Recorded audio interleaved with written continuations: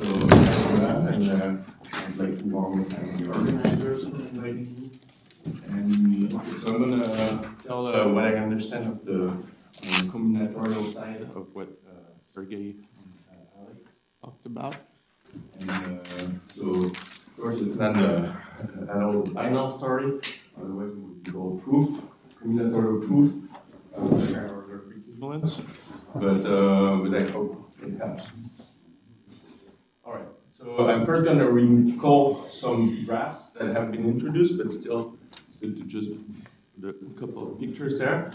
And also recall a bit why these objects are interesting and what is known, and then these will concern some results. Okay, so as I said, these have all been introduced. I'm going to call bipartite tree. Tree on white vertices that are labeled, and then the black vertices are encoded by sets of the black vertices the white vertices they connect to. You have no black leaves, and I'm denoting curly I the set of the sets that correspond to the black vertices.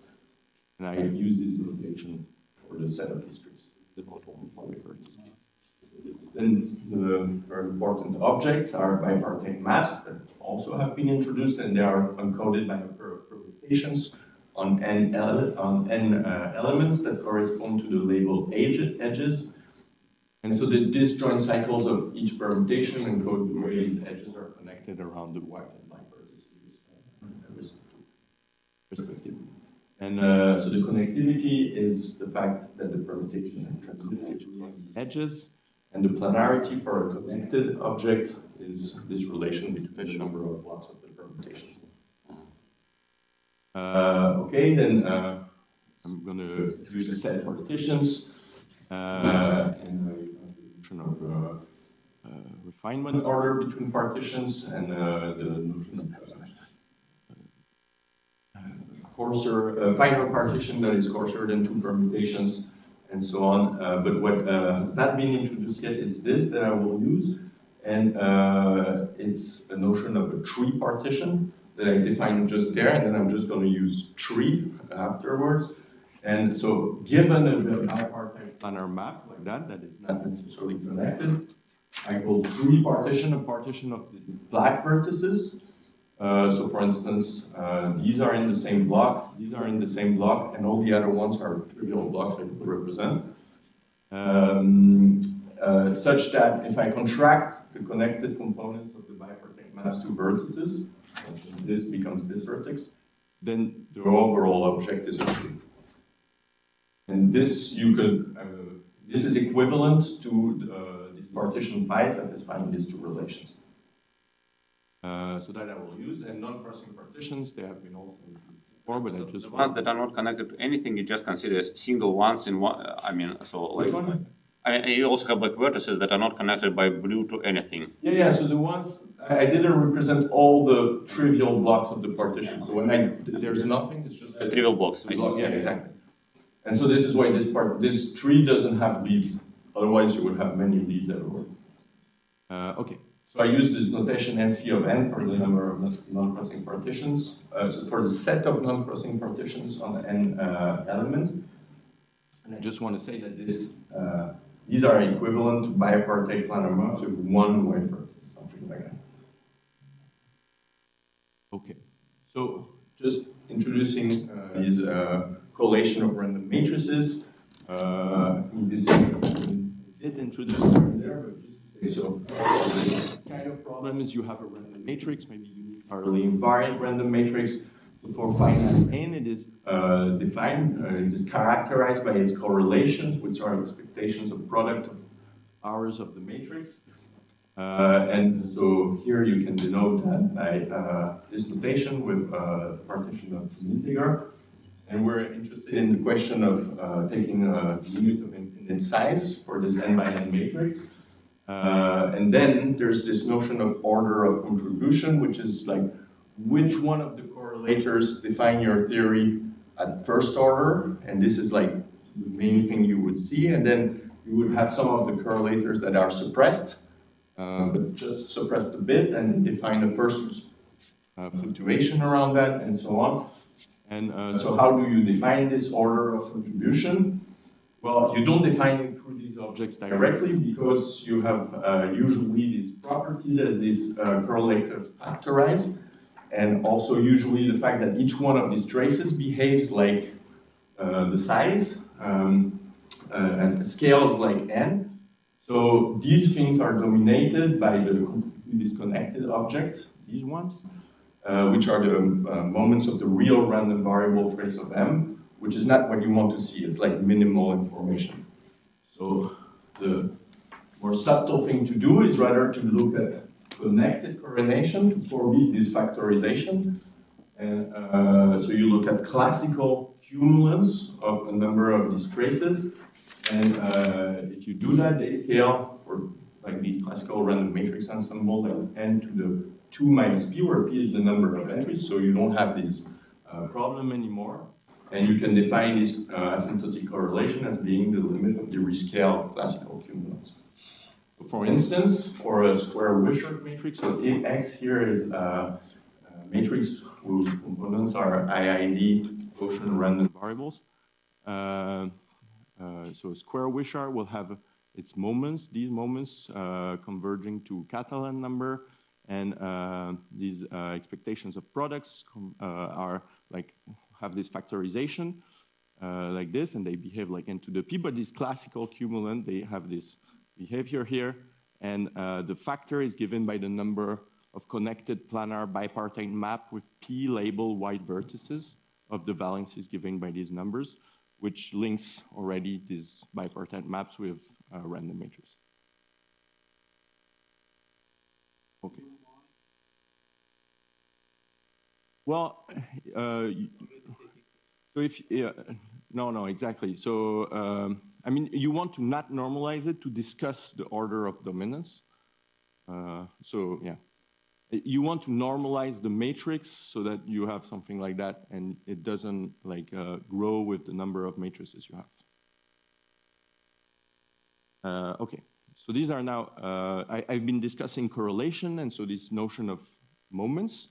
And now I haven't talked about cumulants, and this is what I'm going to discuss now.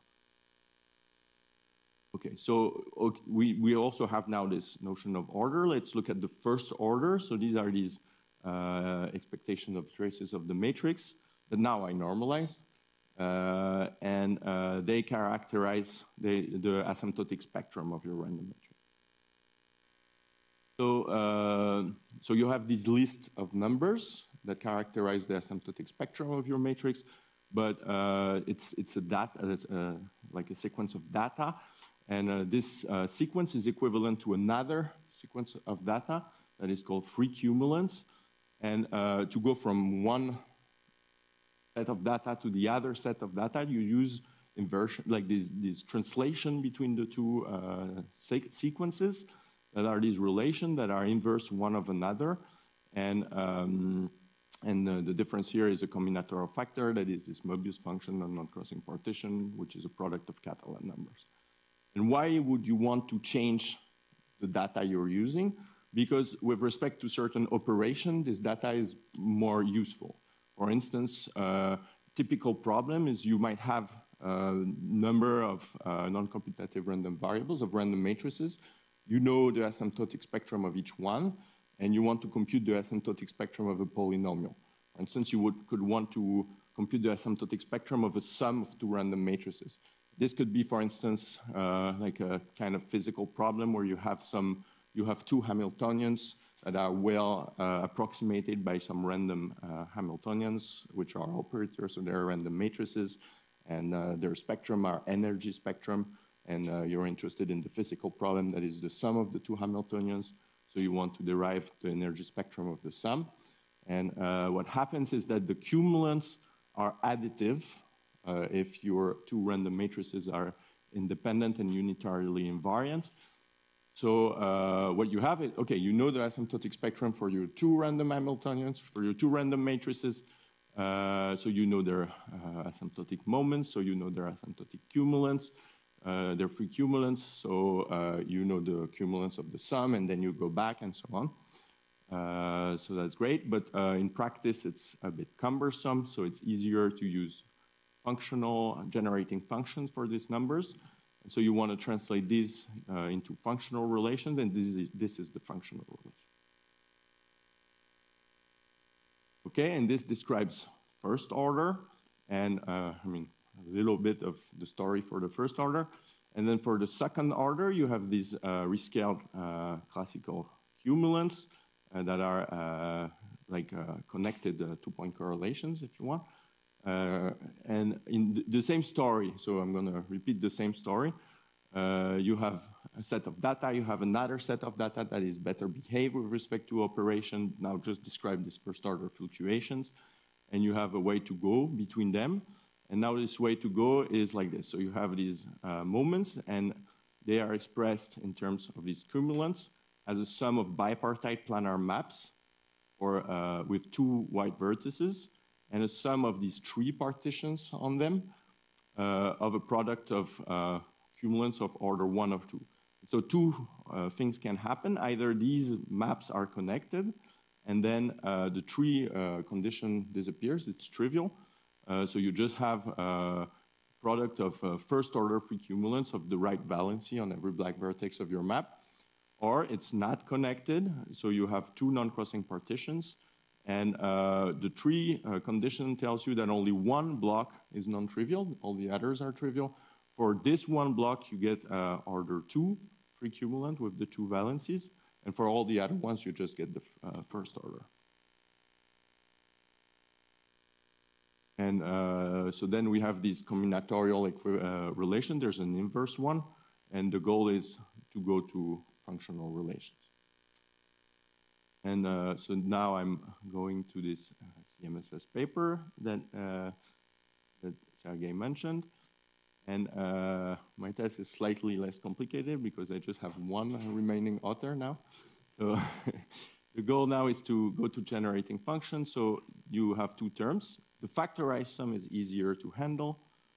So we do it first. I just take, so some sequences of number, but it's the same thing that satisfy this relation. But here, this one is the factorized version. Well, then if you define generating function in the obvious ways, you get this relation between the generating function, and this is easy. Combinatorially, this is just, so you generate these alpha tilde here. This part is very simple, and this encodes the corner, so you just have to put back everything, like the first order thing between every edges here on this side and this side. But there's this part tells you how to choose these black vertices. Okay, but this part is harder. And the way to do is to go back to this case by factorizing. And so the trick in that paper that I reformulate slightly differently because I'm going to want to generalize that is to write connected bipartite planar maps, so you forget the tree, as a number of objects. So on one hand, some non-crossing partitions for both vertices, and a tree partition of this object like that. And now for each block of this tree partition, another bipartite planar map with an irreducibility constraint that I'm going to describe. So for every block that is trivial, like that is just a black vertex, then this object is just trivial. So I could have said nothing, but for the sake of generalizing it, this is the right way to go. But for the non-trivial block that has two cycles here, I'm going to replace by a map such that all black vertices have part of their support, have edges connecting them to both white vertices. So in this paper, they call these annular non-crossing permutations where all cycles are through cycles. And I want to call them non-separable hypermaps with two white vertices, and these non-separable hypermaps with one white vertex because I'm going to have more vertices. And the generalization will have black vertices that connect just to one white vertex. Okay, so now this bijection, what it tells you is that you can split the sum. So you had the sum over these objects. Now you have a number, like you have three sums over these objects, and these objects. And because these ones are factorized, they become weights on your block. So this one you know how to handle, and now you have a modified weight. So you can just apply the factorized theorem from before, but for the sum of the usual second order weights and some correction. This is the price to pay for factorizing. And these corrections are these generating function of non-separable objects. And they are generated by these C2 tilde. So you have the previous relation that I wrote here. But now H is this H2, which is the order 2 free cumulants, and this correction. And this correction you can compute explicitly. It's just a geometric series. Not important for what follows now. Okay, and so for higher order fluctuations, you again have two sets of data. You want to go to the other one. And this is done by introducing this dot product that Sergey wrote yesterday.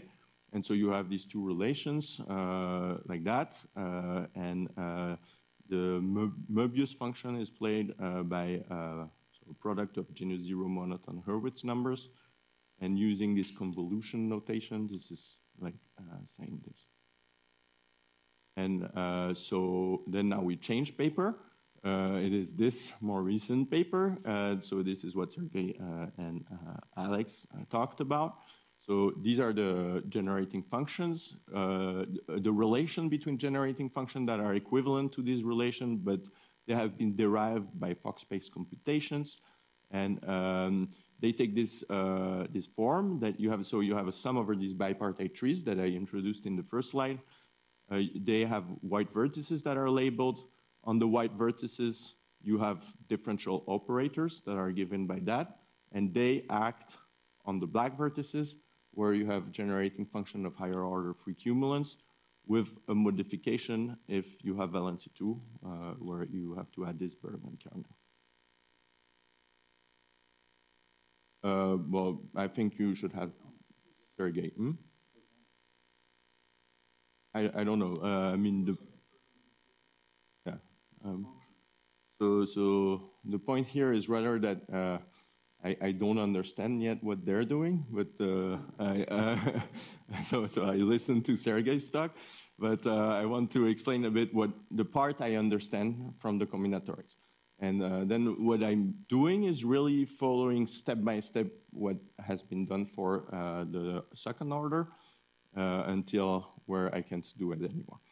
So, okay. So from here, these are results. Before I was explaining a bit the context.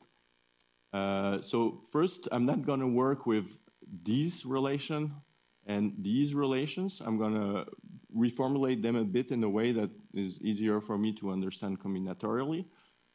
So first, on the end of the functional relations, I reformulate them like that. This might be also this might also correspond to the simplified version in Alex's talk.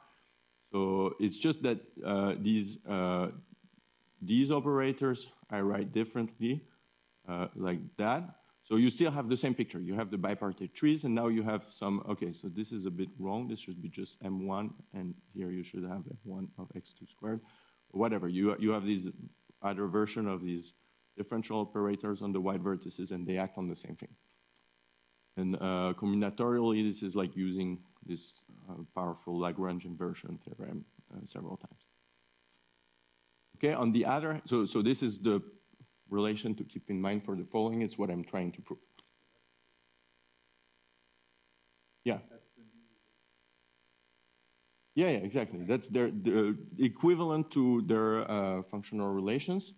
So you have exactly these differential operators that, I mean, combinatorially, they look like something we know.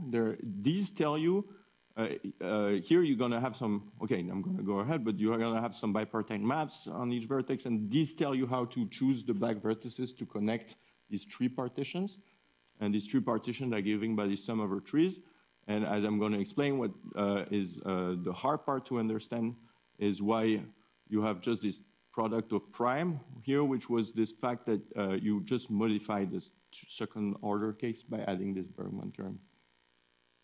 But before arriving to this hard part, I want to explain the general shape of that, how you get this general or shape of this formula. But first, so, and this, okay, we go back to the other end, the combinatorial end. So I reformulate this relation with the dot product here by splitting this relation into several relations. And this allows you to split the sum into here 2 sums. But for the cumulant moment, it would be 3 sums. And these sums are exactly of the kind I wrote before. So you have a sum over bipartite planar maps, these guys. And then you have a sum of the tripartition on the black vertices. And for the blocks of the tripartition, you have these higher order free cumulants. Okay, and this sum, okay, that's on the next slide. The sum over tripartition is really, okay, half the reason for the sum over bipartite trees in the functional relations. But you cannot just go like directly run into this sum over trees for 2 reasons. So if you do that, you're going to have trees with not one white vertex for each white vertex of the bipartite map. You're going to have potentially less. But also, the weight associated here to each tree is going to be a number of bipartite planar maps where you have to keep control of both the valencies of the white vertices and black vertices, and that forbids you to go to generating function like right away. So you need to be a bit more subtle, just like in the 2 second order case, and you need to factorize your relations. Okay, and so why that? Because it works for factorized maps. So this is this theorem that tells you that if you have 2 sequences of numbers like that are symmetric, this is because they derive from multiplicative functions that satisfy the relation I had on this hand, but instead of having the general sum over bipartite maps, I have sum over factorized objects, so 1 non-crossing partition for each white vertex. If I have that and I define the associated generating functions in the obvious way, then I have the relation. It's the same relation, but for these generating functions. So it looks like what you want, but you have to now do this. It tells you if you manage to factorize the general relation, you're going to get something that really looks like what you want to get, and you need to know what you're going to put here. Okay, and so the way to factorize the general relations is to use generalization of this irreducibility constraint, which is what I call non-separable hypermaps. So I define that now. Bipartite map is non-separable. It's a non-separable hypermap if there is no white cut vertex. That is, there is no white vertex where if you split between 2 of the corners and separate, it will split the map in 2. But it is allowed for the black vertex. So the hypermap is is the fact that it's not symmetric with respect to these 2 colors.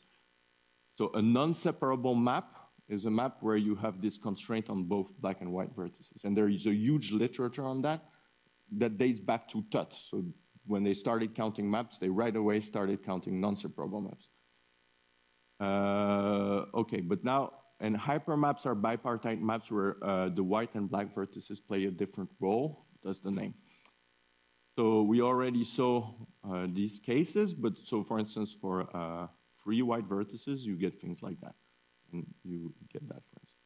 So they're related to simple maps, but it's not, so there's a duality that is called Tut's duality that will transform these white vertices into boundaries, keeping the black vertices, but then you obtain maps that are simple, but so you obtain maps for which all faces are boundaries, but that have a simplicity constraint only on one kind of the vertices and not the other kind.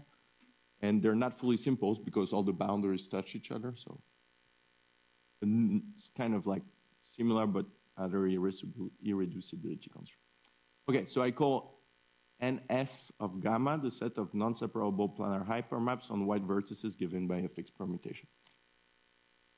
And the point of this definition is that if you take a generic bipartite map, you can uniquely decompose it in these components plus the information on how to glue the components back. And this has a tree structure. So here's a decomposition like that. And okay, the way to prove that is that you walk around the face, and every time you come back to a white vertex, you split in two and you continue, and you remember the information to glue back. Okay, so, but before applying this to the general problem, I'm going to do an intermediate problem that is very instructive and we will need later. So I consider a sequence of numbers. So there are these kappa i's, but it's just to point out the fact that they may have nothing to do with cumulants at all, as in the rest of this of these discussion in all these papers. So I consider the problem of counting connected bipartite planar maps with weights given by Wi on the black vertices of valency I. Okay, so this is the planarity. This is the fact that they're connected. For every, these numbers characterize the valencies of the white vertices that are counted in the generating function. But for the black vertices, I don't have these variables, but I have weights. And so I define this for generic bipartite planar maps, and then I define this for non-separable hypermaps. And then, well, these two generating functions, they satisfy the relation we had before. Where now, here I have the generic bipartite maps, and here I have the non-separable ones.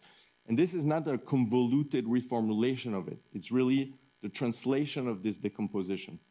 So it's really the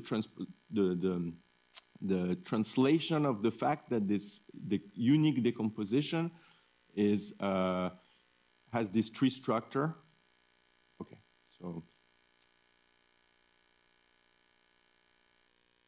And the way to prove this is just, okay, it's just the decomposition. So on one hand, you have these bipartite planar maps, and I put colors on the non-separable components. So to go there, I can just remember every time some white vertices share a non-separable component, I glue back all the blue edges incident to the same white vertex to one common black vertex, but I group these black vertices into a block.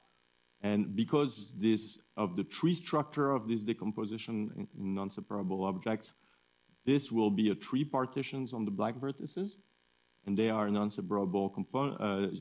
They are non-crossing partitions on each white vertex. So this is factorized plus a tree partition on the black vertices, and I need to keep for each block the non-separable component that I can just plug back. And now the point is that these are a product, one for each block, so you get exactly this thing.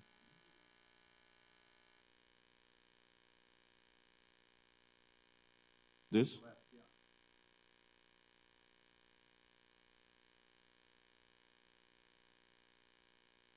Yeah, so to go from here to there, I take all all the edges that are in the same non-separable component. This is unique, because, okay, I take all the edges that are in the same non-separable component and I glue them to the same black vertex. This is so that it is planar. There's a unique way to do so. So I do that for all of them. Of course, I lose a lot of information, but the point is that the information is encoded in both the fact that you have this block and the fact that you have one non-separable component for this block. And because the edges are labeled, there's a unique way to plug that back. And this is really the higher, the version for more white vertices of your decomposition for the order 2. Okay. But so this is the baby problem. The real problem is this formula, and what changes is that you don't have connected objects here, but you have a sum over these tree partition already in the first relation. So this means that you can play exactly, the proof is not more difficult. It's the same thing. It's just, it's going to look a bit more ugly. So you have these non-necessarily connected bipartite maps, and you have this tree partition, and you play the same game. You manage to factorize it, but you pay a cost, and this cost is a modified weight that I'm describing now. So I have this thing, and for each red vertex of that tree now, I have the usual kappa, the higher order cumulant, and I have this thing. And so this thing takes the following ugly form. So you have to sum over, I now just focus on one of these vertices. I have to sum over partitions of the edges, or the black vertices they connect to. For each block, you have a non-separable component. You have to sum over non-separable components. And then you have to sum over a tree partition of the result. Okay. But the point is still you can apply the factorized theorem to this. So you get, so now here I have higher order moments, here I have higher order cumulants, but I have this price to pay here. And I can group this, if I have this, I can group all the correction according to the partition. I fix the partition, and I fix the tree induced by this tree partition here. So for instance, it would be that. So I'm just grouping the corrections. So what does it look like? So for order 2, I have only red vertices of valency 2 that can appear like that. So I have two kinds of partitions I can have. I have the trivial partition with 2 blocks. This will just give you this C. So the only other case is to have a block that takes all 2 black vertices, and there you have to sum over non-separable objects, so you get back C2 tilde, so that works. Now for order 3, you have several cases. So you have the trivial partition gives you C3. I didn't include it here. Then you have partitions with 2 blocks and a trivial tree between them, and they give you a generating function like that, and you have all the different partitions. And then you have the 1 block 1, and the 1 block 1 is always the generating function of non-separable planar hypermaps on these things, and these are always the more difficult case. But here, because it's just free, you can carry that out explicitly, and it looks like that. And it's not important. It's just to show you that it can be computed.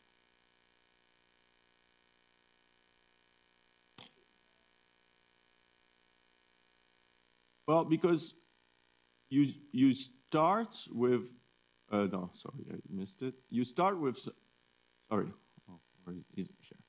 Okay, in the general formula, you have a sum over bipartite maps, and they are not, you don't have one bipartite planar map per white vertex. You have components that have several white vertices, and they are the problem. But what you know how to handle would be the case where you have one non-crossing partition per white vertex. So this is what I call factorize. It's something like that, where every white vertex just has its own bunch of black vertices, but you never have a component like that. So for these, you know how to derive the relations between generating functions. So you want to go there. And this is really the same story as for order 2. So you want to go there, but you're going to have to pay a price. And this price, what it tells you is it should make the connections back. But it's lower order stuff. And exactly. You factorize it by using non-separable components that have this tree structure, and this allows you to do that. And okay, and so the point is that, okay, of course, it's nicer for order 2. If you go to higher order, of course, it's uglier. But I'm going to discuss that a bit more. Okay, so this is everything you need for the 3rd order case, so whatever. But if you want to just compute this explicitly for 4th order, you need a good bijective combinatorials. Another one. Okay, so, and I'm not going to tell you how this is. It just goes as before, a bit more complicated. So what I want to do instead is discuss a bit more these corrections. So for the first thing I want to say is that the whole series of this correction plus the normal thing you want, you can obtain by acting with some differential operators on tensor product of generating functions of non-separable hypermaps. So I just put the definitions, but what they do is, so this decay, so okay, the picture is like that. You have you have these. You want to compute all the weights you're going to put for this group. So you sum over partition, and for each partition you sum over the trees. And for the trees, each time you have a tree, you're going to apply this differential operator for each vertex of the tree on the non-separable, so for each block you have non-separable hypermaps. And what these differential operators do is that they remove first order free cumulants, and whenever they remove one for each block, they put a higher order free cumulant. So what they do is they take first order free cumulants and generate higher order free cumulants. And it's a multilinear differential operator. And this just suppresses the tensor product. No, it's really it's really this sum over tree partition. It really does what you want. It chooses a black vertex in each component in each one of the factors in the tensor product, and when it has chosen one in each factor, it puts it. So each one normally has a first order free cumulant, but it takes them and merges them in a higher order free cumulant. It's just that it's a like algebraic operation doing that. But the point is just that, okay, what you need to understand are these non-separable objects.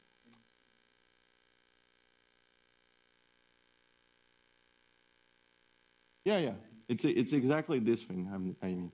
But it acts on the generating functions. And, but so it's a combinatorial operator. Okay, so it does that. And the point is, okay, I can express this. Okay, so now I'm going to, okay, no, just to summarize. I have this generated form. This I can derive combinatorially, but I have these ugly weights. This is what I want to prove. I have just the C here, but I have this prime product that says that I just have one correction, which is the Bergman kernel, every time the black vertex of the tree has valency 2. So this means that many cancellations occur between these C tilde and these more ugly corrections. So what I want to argue, it's not like a proof, it's more like what I think happens is that these families of generating function for higher order free cumulants and their derivative, they form an algebraic basis of the sets spanned by these monomials. And so when these are equal, they should be equal term by term for the coefficients of these monomials. And in particular, it should be true at order 0. And the order 0 relation is this one. So it's like from here, you don't have any higher order cumulants anymore. You just have this generating function of non-separable hypermaps. On this side, you don't have anything anymore because everything is higher order. You just have the prime. So you have 0 everywhere, but every time the black vertex is of valency 2, you get the Bergman kernel. And so this I deduce by saying, well, it should be true at order 0, but I happen to know it's true. So the reason for it is that they're both equal to this generating function of planar bipartite maps that are connected with the weights on each, the first order weights on each vertex. So this side I showed you already. It was the baby problem. This side, I don't know combinatorially, but I know that I can still apply their results to show it because of this little trick that if you have a sum over bipartite planar maps that are connected, you can write that as a sum over bipartite maps that are not necessarily connected with a sum over 3 partitions on them, but you put something that is 0 whenever the vertex of the tree is not of valency 1. So this is like saying that so these numbers, these weighted counts of connected bipartite maps, they are expressed as the coevolution of zeta with this zeta kappa. So zeta kappa is just the multiplicative functions such that the factors are just kappa n times zeta. Okay, so this is like the correlation. And why is it the correlation? So just to summarize, this is like the cancellations at order 0. Now I want to convince you, at least argue, that this is enough. It will generate for you all the other cancellations. Okay, so what I didn't tell you yet, so I introduced this differential operator here to formulate these C plus C bar. What I didn't tell you is that I can express M in terms of these differential operators. I mean, if you understood my explanation, it's kind of obvious because okay, you can express the generating function of higher order moments as this differential operator acting on the tensor product of these n's, where I remind you that n is just the generating function of weighted bipartite planar maps that are connected. So I have that on one hand. And this we have computed. That was also this baby problem. So I can plug it back in. Okay, I get this algorithm, where I'm going to add colors so you remember. This is the differential operator acting on the tree structure that I get from this baby problem, that I get from the decomposition in non-separable hypermaps. On the other hand, we have also computed that this other relation, that this is equal to this sum that comes from the decomposition in non-separable hypermaps, and then this differential operator that generates the corrections. This is like, okay, I argue these operators commute, and I think Sergey understands that on the this precise commutation on the Fock space too. So now what I'm saying is just, okay, this I can replace here because, okay, that was this baby problem, but what if I replace with this other side, which is the cancellations at order 0? Well, if you replace like that and you apply this commutation, you get you get the general relation you want. This is like saying that this relation, so the cancellation here at order 0, so just with no higher order free cumulant, generate all the cancellations that occur between these two series. And this is then my conclusion, that what remains, so the thing you have to prove, thing that needs to be proven to understand the combinatorial proof of this relation is this identity. So the generating function of bipartite planar maps that are connected with a weight wi for each black vertex of valency I, this generating function, it admits this functional relation where I know that this general form comes from the decomposition in non-separable components, but instead of putting the non-separable components here, you can just put the Bergman kernel. And here I don't have any higher order stuff. It's just the order 0, and it's a purely combinatorial problem about enumeration of bipartite planar maps for the people that are good at that. This? Oh, yeah. So for p equals 1, you get nothing. Yeah. So, I mean, you get, you get something, sorry, no, for p equals 1, you get, I mean, these are exactly the relation, sorry, I should maybe go back to, yeah, exactly. So, where were they written? Maybe here. So for a first order, you get this, but where this is n, which is also M1, so you really just get this. And for this, you don't have the C2. You just have the kernel between the two.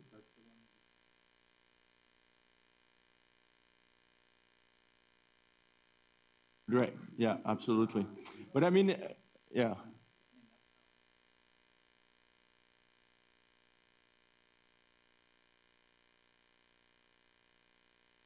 You mean this C2, wait, where was the order 2 thing? So, I mean, so if you apply the relation, usually you will have C2 plus C2 tilde, and C2 tilde has two terms that I didn't write it like that. C2 tilde has two terms. One is the Bergman kernel, and one is another term. So now you suppose that you have the same relation, but you don't have C2, and you don't have this other part, you just have the Bergman kernel. And so this is what you have on this side, and on this side you have N2. So N2 is the generating function, not of these objects, but of these objects, yeah, of these objects that are connected. So, yeah, whatever. It's this part. Exactly. Okay, but so whatever. So this is the conclusion, is that I don't understand the combinatorial proof. I understand what I told you. And, but what remains to be understood, and you can then plug everything I explained and it will prove the rest, is this identity. Yeah. So that's my conclusion. And it's like, it has this flavor that, okay, you decompose a map, you have this unique decomposition in non-separable hypermaps. Normally, you should have several points contribution for each one of these hypermaps. Like here, a 4-point contribution, but this tells you that instead, you have a sum over all the 3 pairwise contribution, where you have some sort of effective propagator, and this propagator is the singular Bergman kernel. Yeah?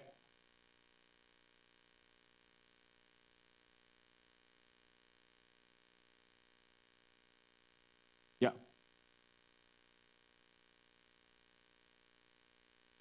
No, I mean, I don't think so. It's really it's really the